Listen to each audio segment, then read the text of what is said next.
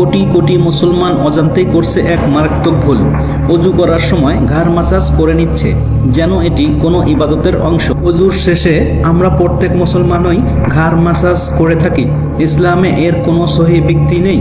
এটি একটি বিদআত এবং জাল হাদিসের ফাঁদে পড়ে মুসলমানরা আজ বিভ্রান্ত। প্রিয় ভাই ও বোনেরা, ইসলামের প্রতিটি আমল করতে হবে কোরআন ও সহিহ হাদিস অনুযায়ী। ঘাড় মাসাজ অজুর অংশ নয়, এটি পরিহার করুন। নিজেরা সচেতন হন, অন্যকেও এই ভুল থেকে সাবধান করুন। কোরআন ও সহিহ হাদিসই হোক আমাদের পথ প্রদর্শক। ইসলামী সচেতনতা ছড়াতে আমাদের চ্যানেলটি সাবস্ক্রাইব করুন কোরআন কানুন টিভিকে। শেষ করছি আজ এ পর্যন্তই। দেখা হবে পরের কোনো এক নতুন বিষয়ে, নতুন এক ভিডিওয়ে। আসসালামু আলাইকুম ওয়া রাহমাতুল্লাহি ওয়া বারাকাতুহু।